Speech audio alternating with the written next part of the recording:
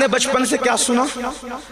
علماء کی بارگاہ میں سبق سناتے ہوئے غلطی کروں تو میری اصلاح کریں گے، احسان کریں گے مجھ پہ۔ صبر کا مطلب کیا؟ اب تک بچپن سے ہی سنا، ابا مر گئے نہ رونا صبر کرو، بیٹا مر گیا نہ رونا صبر کرو۔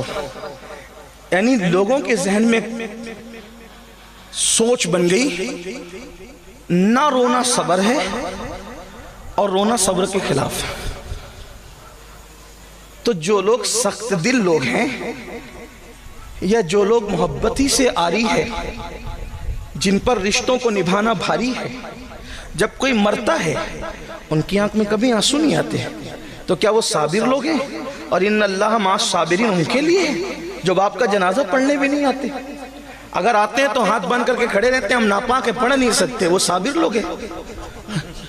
مولوی رو رہا ہے بیچارہ باپ کی میت پہ، کا یہ بے صبرہ ہے، اور شرابی آنکھیں تان کر کے کھڑا ہے، دیکھو کتنے صبر کے ساتھ کھڑا۔ وہ صبر کے ساتھ نہیں، وہ تو سوچا ہے بڈھا مر گیا اچھا ہوا تاکہ میرے راستے کی رکاوٹ گئی، باپ مرا اچھا ہوا تاکہ مجھے حصہ ملنا ہے۔ بڑی معذرت کے ساتھ رونا صبر کے خلاف نہیں، رونے سے رکنا صبر نہیں۔ اگر رونا صبر کے خلاف ہوتا اس حدیث کا جواب آپ کہاں سے لائیں گے کہ میت پر تو رسول اللہ خود بھی روئے ہیں، میت پر حضور خود بھی روئے ہیں، اور پوچھا گیا تو حضور نے فرمایا یہ صبر کے خلاف نہیں ہے، یہ تو نشانی محبت ہے۔ رونا بے صبری نہیں ہے، رونا تو محبت کی نشانی ہے۔ کہاں کہاں بتاؤں کہاں روئے؟ اماں خدیجہ کا جنازہ ہے، رو رہے ہیں۔ حضرت ابراہیم کو دفن کرنے رو رہے ہیں۔ حضرت ابراہیم کے موقع پر تو لوگوں نے پوچھ لیا یہ ابراہیم ابن محمد حضور علیہ السلام کے سب سے کم سن صاحبزادے، آخری صاحبزادے جو حضرت ماریہ قبطیہ سے پیدا ہوئے، ان کا وصال ہوا تو حضور دفن کرتے ہوئے رو رہے، خاموش آنسو جاری۔ حضور آپ نے تو منع کیا رونے سے، آپ رو رہے ہیں۔ فرمایا یہ رونا منع نہیں، یہ تو محبت کی نشانی ہے۔ یہ کوئی جدا ہو رہا ہے، کوئی دل کا پھل ٹوٹ رہا ہے، کسی کی گود خالی ہو رہی ہے، کسی کی گود اجڑ رہی ہے، کسی کے جانے سے تانے کا ذریعہ کچھ بن رہا ہے نا؟ تو یہ رونا صبر کے خلاف نہیں، محبت کی نشانی۔ حضور روئے، ماں خدیجہ کے جنازے پر روئے، حضرت ابراہیم کے وصال پر روئے، اسی طریقے سے حضرت حمزہ کے جنازے پر روئے، اسی طریقے سے حضرت اسود کے جنازے پر روئے، حضرت شہدائے احد کے جنازے پر روئے۔ حضور علیہ السلام آنکھوں سے آنسو جاری ہے، حتیٰ کہ بعد وصال بھی حضور امام حسین کی شہادت پر روئے، اٹھا کر کے سیاہ کو دیکھیں، دن بھر خون جمع کر رہے ہیں، آنکھ سے آنسو جاری ہے۔ حضرت ابن عباس نے جو خواب دیکھا، تو اب تک ہم نے سمجھا کہ رونا صبر کے خلاف ہے، نہ رونا یہ صبر ہے، نہ ہم صبر کے مفہوم کو شاید ہم نے کہیں نہ کہیں چینج کیا۔ رونے نہ رونے کا تعلق صبر سے نہیں ہے، صبر کا مطلب ہوتا ہے رکنے یا روکنے کے۔ صبر کہتے ہیں رکنے یا روکنے کے۔ تو صبر کا جو اصل مفہوم ہے وہ ہے اس سے رکنا جس سے اللہ نے روک دیا۔ اب صبر کیا ہوا؟ اس سے رکنا جس سے اللہ نے، اب میت پہ کیا کہتے ہیں؟ صبر کر، مطلب رونے سے نہیں روکا جا رہا ہے۔ میت کے موقع پر لوگ روتے روتے اس کی خوبیاں بنا کر کے بیان کر کر کے نوحہ کرتے ہیں، تو اللہ نے فرمایا مجھے غم کے موقع پر سب سے زیادہ جو آواز بری لگتی ہے وہ نوحے اور ماتم کی آواز ہے، اور خوشی کے موقع پہ ڈھول اور تالی کی آواز مجھے بری لگتی ہے۔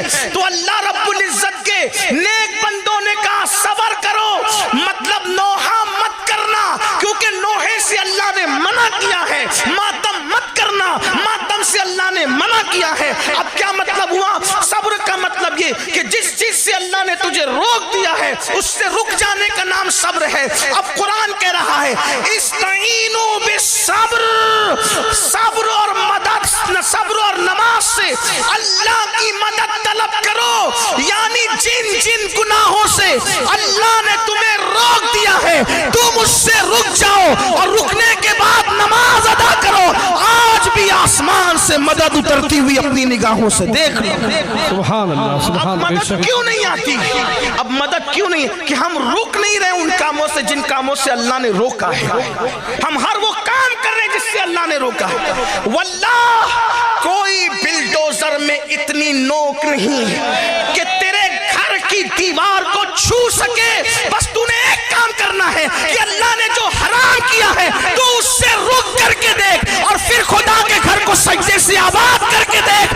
تیرا گھر اجاڑنے والے خود تیرا گھر بنانے پر مجبور ہو جائیں گے.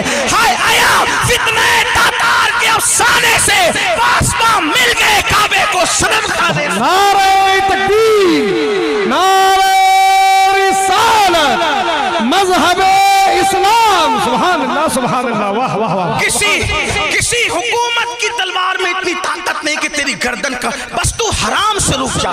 لیکن مسلمان تو جب تک زنا کے اڈے آباد کرتا رہے گا, جب تک تو حرام کھاتا رہے گا, جب تک تو عورتوں پر پاپ کی نظر ڈالتا رہے گا, جب تک تو ناپاک گھومتا رہے گا, جب تک تو کھڑے ہو کر پیشاب کرتا رہے گا, جب تک تو ان علماء ربانیین نائب رسول سے بغض اور حسد کرتا رہے گا, اللہ اکبر, جب تک تو اپنے ماں باپ کو بے حرمتی کی نظر سے دیکھے گا, ان کو چلائے گا, ان پر چیخے گا, ان کی بے ادبی کرے گا, ان کی بے حرمتی کرے گا. ہاں اپنی جوانی کے غرور کے اندر, اپنی جوانی کے نشے میں تیرا نام عبد الرحمن, عبد السلام, عبد المصطفیٰ تو ہوگا, لیکن تیرا کردار مسلمانوں جیسا نہیں. تو صبح کر رہا ہے مشرکوں کی طرح, یہود اور نصارہ کی طرح, تو چہرہ بنا رہا ہے یہود اور نصارہ کی طرح. تیرا حال یہ ہے کہ تجھے فلم میں بیٹھنے کے لیے 3 گھنٹے تھکن نہیں ہوتی, لیکن 10 منٹ تو مسجد میں نہیں بیٹھ سکتا. ہاں تیرا حال یہ ہے کہ تیرے گھر کی بیٹی مشرکوں کی, یہود اور نصارہ کی بیٹیوں کی طرح بازاروں میں بے پردہ گھوم رہی ہے. تیرے گھر کی شادیوں میں ڈی جے بج رہا ہے, تیرے گھر کے آنگن کے اندر ڈھول بج رہا ہے, تیرے کانوں میں ایئر فون لگا ہے, اور تو پوری رات کبھی فلم دیکھ رہا ہے, کبھی گانے سن رہا ہے, کبھی گندی فلم دیکھ رہا ہے, کبھی ننگا ناچ دیکھ رہا ہے. اللہ کی مدد کب آئے گی؟ بلکہ جب قوم اللہ کی نافرمان ہوتی ہے تو پھر اللہ رب العزت کافروں کو خود کھڑا کرتا ہے, اٹھو مارو ان کا فاسقوں کو. میں ایسے نہیں کہہ رہا ہوں. ہلاکو اور چنگیز خان کا نام سنا ہے. اس دور کا کوئی ظالم ہلاکو چنگیز کے برابر ہے, سوچ بھی نہیں سکتے. ہلاکو اور چنگیز, ان کے بارے میں آپ سوچ نہیں سکتے. ہلاکو چنگیز نے جب مسلمانوں پہ حملہ کیا ہے, کئی دنوں تک دجلہ میں پانی نہیں صرف خون نظر آتا, دریا میں خون نظر آتا, اور سر مسلمانوں کی کھرپڑیوں میں شراب پیتے تھے وہ لوگ. لائبریریاں انہوں نے جلا کر کے پانی میں بہائی تھی. مسلمانوں کی بیٹیوں کے ساتھ وہ ظلم کیا ہے کہ کبھی وقت ہو, یہی عنوان ہو تو اس پر تفصیلی گفتگو, لیکن میرا عنوان وہ نہیں. اتنا ظلم کیا. ایک بزرگ, ایک ولی کہتے ہیں کہ جب ان کی فوج چلتی تھی تو ایسا لگتا ہے فوج نہیں چل رہی ہے, جیسے سیلاب آ رہا ہے, سروں کا ایک سیلاب ہے. اس ولی نے سوچا کہ میں مقابلہ کروں گا ان کا. تو جب وہ مقابلے کے لیے گئے تو دیکھا کہ نہیں, میں مقابلہ نہیں کر سکتا. آپ ولی ہو کے نہیں کر سکتے؟ کہ ان کے سروں پر ولیوں کی روحیں ہیں. کن کے سروں پر؟ ان کافروں کے, چنگیز اور ہلاکو کی فوج کے سروں پر ولیوں کی روحیں, ولیوں کی روحیں. اور وہ روحیں تڑپ تڑپ ان کو کہتی ہے, اے کافروں, ان فاسق فاجروں کو قتل کرو. کیونکہ یہ مسلمان نہ رہے, فاسق فاجر ہو گئے, شراب پی کر فاسق ہو گئے, زنا کر کے فاسق. یہ جتنی میری قوم تک میری آواز پہنچ رہی ہے, یہ تو نیک لوگ اللہ والے بیٹھے ہوئے ہیں, لیکن آپ سے کہتا ہوں ہر آدمی اپنے آپ کو بہتر جانتا ہے, میں بھی اور آپ بھی. اپنے من میں ڈوب کر سوچو کہ کتنے مسلمان ہو. اسلام کہاں ہے ہماری زندگی میں؟ تجارت سے لے کر نماز تک کون سے ہم مسلمان ہیں؟ ہمارے اندر اسلام کتنا ہے؟ ایک یہودی عیسائی جھوٹی قسم کھانے میں, حضرت اگر یہودی کو کہہ دو موسیٰ کی قسم کھائیں, یا وہ عیسائی سے کہہ دو عیسیٰ کی قسم کھائیں, وہ نہ کھائیں گے. اور تم 10 روپے کی سبزی اور 200 روپے کی چپل بیچنے کے لیے اللہ کی جھوٹی قسم کھاتے ہو. کتنے مسلمان ہو؟ ہنسنے کی بات نہیں. ہاں, یہودی اپنا مذہب کسی لڑکی کی بنیاد پہ چھوڑنے کو تیار نہیں. عیسائی اپنا مذہب کسی لڑکے کو دیکھ کر چھوڑنے کو تیار نہیں، اور یہ مسلمانوں کا حال ہو گیا کہ اگر کوئی لڑکی خوبصورت نظر آئے تو اپنا مذہب بھی اس کے قدموں میں رکھتے۔ تو کیا ہلاکو چنگیز خان سے زیادہ ظالموں کا تمہیں انتظار ہے؟ اور ان لڑکیوں کا حال یہ ہو گیا جو کنیزان فاطمہ کہلاتی ہے، اگر کوئی خوبصورت اور مالدار نظر آ گیا تو اس کے قدموں میں مذہب رکھ دیا۔ یاد رکھنا، مذہب کا کھلواڑ کرنے والوں کو زیادہ دن تک خوشی دیکھنا نصیب نہیں ہوتی۔ اگر کوئی بیٹی کسی خوبصورت اور مالدار کے چرنوں میں مذہب کی قربانی اور بلی دے رہی ہے تو ایک دن اس پر وہ آئے گا کہ وہ چھوڑ کر کے بھاگے گا، اور پھر مذہب اسلام بھی اس کو پناہ نہیں دے گا، اور وہ در در بھیک مانگنے پہ مجبور ہو جائے گی، عبرت کی موت مرنے پہ مجبور ہو جائے گی۔ اور ایسا ہی ان لڑکوں کا حال ہے جو حسن پر، جو دولت پر، جو طاقت پر، ان کے قدموں میں آج اپنا مذہب قربان کرنے ہیں۔ نادان، ایمان اور اسلام اس دولت کا نام ہے۔ اگر علی اکبر جیسا بیٹا لٹا کر کے اس کو بچا لیا جائے تو بھی سستا ہے، اس لیے کہ اسلام کے برابر کوئی چیز ہو ہی نہیں سکتی۔ یہ ہم نے کربلا سے سیکھا ہے، یہ ہم نے کربلا سے سیکھا۔ 6 مہینے کا معصوم لٹا کر اگر دین بچا لیا جائے تو بھی سستا، اس کی قیمت نہیں ہے، اس کو دین کہتے۔ تم لڑکے اور لڑکیوں کے قدموں پہ دین قربان کر رہے ہو، تو یہ ان ظالموں جیسا تو ہم سوچ بھی نہیں سکتے۔ مگر وہ ظالم آئے کیوں تھے؟ بہت لمبی نہیں کروں گا، ٹائم تو پہلے ہی زیادہ ہوا، تھوڑی دیر غور کرنا، شارٹ کروں گا۔ حالانکہ مجھے بہت سے عنوانات دیے گئے لیکن اب عنوانات کو چھڑنے کا ٹائم بھی نہیں۔ اللہ کرے کسی کے دل میں بات اترے۔ یاد رکھنا، تو آخر ہلاکو چنگیز خان جیسے ظالم مسلمانوں پہ کیوں مسلط کیے گئے؟ اور ولیوں کی روحیں کہہ رہی تھی اے کافروں، ان فاسقوں کو مار ڈالو، قتل کرو۔ اس لیے کہ اس دور کا مسلمان بھی بہت دولت مند تھا۔ خلافت عباسیوں کی خلافت تھی اور دولت دی تھی، خدا نے بہت مال دیا تھا۔ پوری دنیا میں اسلام کا غلغلہ تھا، کئی بر اعظموں پر اسلام کی حکومت تھی۔ مسلمانوں کا حال یہ تھا کہ دوسرے ممالک کے بیت المال میں اور شاہی خزانے میں جتنی دولت نہیں ہوتی تھی اتنا بغداد کے ایک ایک مسلمان کے پاس دولت ہوتی۔ اتنی دولت خدا نے دی تھی، لیکن دولت پا کر وہ ایسے ہی بگڑے تھے جیسے میرے ہندوستان کا تاجر بگڑا ہے، جیسے میرے ملک کے لوگ آوارہ ہوئے ہیں، ویسے ہی دولت پائی، دولت دینے والے خدا کو بھولا، کافروں جیسی شکل بنائی، یہود و نصارہ جیسا کلچر بنایا، زندگی انہی کی طرح۔ ہاں، مسلمان کہلاتا تھا جب تک غریب تھا، آستانوں پر جا کر کے بھیک مانگتا تھا، مسجدوں میں آ کر کے پیشانی رگڑتا تھا۔ جب سے دولت ملی ہے دوسروں کے ساتھ اٹھنا بیٹھنا شروع کیا، اب چربی چڑھی ہے تو اسلام کا مذاق اڑا کے کہتا ہے یار یہ حلالہ کا تصور میرے سمجھ میں نہیں آتا، ذرا مولویوں کو سوچنا چاہیے۔ اور تو سوچے گا جس قانون کو میرے اللہ نے عطا کیا اس کے بارے میں تو سوچے گا، تیری اتنی اوقات ہے۔ اس لیے کہ مذہب کہتے اس کو ہیں جہاں عقل اتار کر کے داخل ہوا جاتا ہے، اور تجھے کیا پتا خدا کی حکمتیں کیا ہے، آ بیٹھ کر بات کر تب تجھے پتا چلے۔ جو تیرے سماج میں رائج اسلام اس حلالے کی تائید نہیں کرتا جو حدیث میں وہ اتنا خوبصورت ہے، اگر اس کا کانسیپٹ پیش کر دیا جائے تو آج بھی چنگیزی اور ہلاکو کے دیوانے اسلام کے دامن میں پناہ لینے پر مجبور ہو جائے۔ لیکن تو نے پڑھا ہی نہیں، دین نہیں پڑھا، دھرم نہیں پڑھا، مذہب نہیں پڑھا، مسلک نہیں پڑھا۔ اللہ اکبر، تیرا حال تو یہ ہے میرے بھائی کہ تیرا غسل بھی 3 بچے پیدا ہونے کے بعد درست نہ ہو سکا۔ جس کو غسل کرتے نہ آیا 3 بچوں کی پیدائش کے بعد بھی، وہ قوم عزت پائے گی؟ وہ کب محمود غزنوی بنے گی؟ اس قوم کو فاروق اعظم کی طرح اقتدار ملے گا؟ نہیں، ایسا نہیں ہو سکتا۔ ہماری خواہش کیا ہے؟ اچھے کپڑے پہنو، عزت ملے گی، اچھا موبائل استعمال کرو، عزت ملے گی، اچھی گاڑیوں میں گھومو، عزت ملے گی۔ نادان ہو، اچھے کپڑے پہننے سے کبھی منع نہیں کرتا، میں تو کہتا ہوں پہنو، اس لیے کہ دوسروں کے درمیان جینا ہے، پہنو۔ اچھے جوتے پہنو، لوگوں کے درمیان جینا ہے، پہنو۔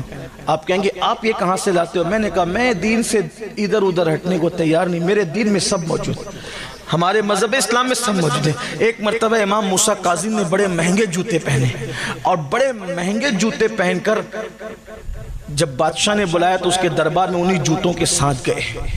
بادشاہ کا نام تو نہیں لیتا، بادشاہ نے چڑھ کر کہا آل رسول ہو، سید ہو، اتنے مہنگے جوتے پہن کے آتے ہو، نبی کی اولاد ہے۔ ہنس کے کہتے ہیں اسی لیے اتنے مہنگے پہنتے ہیں کہ تم جیسے دنیا داروں کی نظر ہمارے جوتوں پر رہے، ہمارے چہرے تک پہنچنے لگے، بس ہمارے جوتے ہی دیکھتے رہو، ہمارے چہرے تک نوبت ہی نہ آئے۔ تو ایسے جوتے پہنو کہ لوگ تمہارے جوتے پر ہی نظر رکھے، چہرے تک ان کی اوقات بھی نہیں ہے۔ ہاں میں منع نہیں کر رہا ہوں، لیکن موسیٰ کاظم جیسا چہرہ تو بنا، تو نے تو چہرہ یہود و نصارہ کی طرح بنا رکھا ہے۔ ایک مرتبہ امام جعفر صادق نے بڑا قیمتی جبہ پہنا، ایک حاسد آ کر کے کہنے لگا آل نبی ہو کر کے اتنے مہنگے کپڑے پہنتے ہو، فوراً کرتا اٹھا دیا تو نیچے ٹاٹ تھا، بولا یہ کیا ہے؟ تو کہا یہ جو ٹاٹ ہے نا اس کے لیے، یار کے لیے، اور یہ خوبصورت جبہ تیرے جیسے مکار کے لیے، تاکہ لوگ ہمیں حقیر نہ سمجھیں، تاکہ لوگ ہمیں حقیر، دنیا میں جینا ہے تو ہمیں لوگوں کے ساتھ اس طرح کا رویہ کرنا ہوگا، لیکن اندر تو کچھ ہو نا، اندر کسی کے لیے ہو تو سب اوپر ہی اوپر کر رہے ہو۔ تو ہمیں عزت کپڑوں سے نہیں، ہمیں عزت قیمتی موبائل سے نہیں، ہمیں عزت کاروں سے نہیں۔ آپ کو پتہ عزت ملنا کیسے ہے؟ جس وقت بیت المقدس فتح ہونے کرنے کے لیے مسلمان بیت المقدس کی طرف بڑھتے ہیں اور مسلمانوں کے آگے چاہے وہ دوسری طاقتیں ہار جاتی ہیں تو ان کے علماء بیت المقدس کی دیوار پر کھڑے ہو کر کہتے ہیں تم کتنی بھی کوشش کر لو، تم لوگ ہم سے بیت المقدس لے نہیں سکتے، کیونکہ ہماری مذہبی کتاب میں لکھا ہوا ہے کہ ایک درویش بادشاہ ہوگا، اس کے ہاتھوں بیت المقدس فتح ہوگا، ایک درویش بادشاہ ہوگا، اس کے ہاتھوں بیت المقدس فتح ہوگا۔ اللہ اکبر۔ ابو عبیدہ ابن الجراح بڑے ہوشیار تھے، ان کو امین الامہ کہا گیا ہے، انہوں نے نیچے سے کہا اس بادشاہ کی صفت بھی تو لکھی ہوگی، بیان کر۔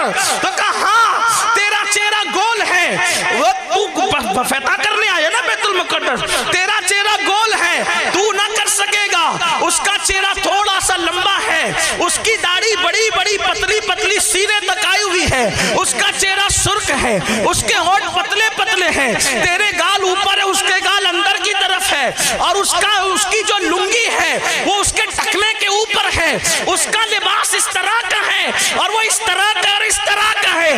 جیسے جیسے وہ پڑھتا جا رہا تھا ابو عبیدہ مسکراتے جا رہے تھے۔ اس بوڑھے راہب نے کہا میری بات پر تو ہنستا کیوں ہے؟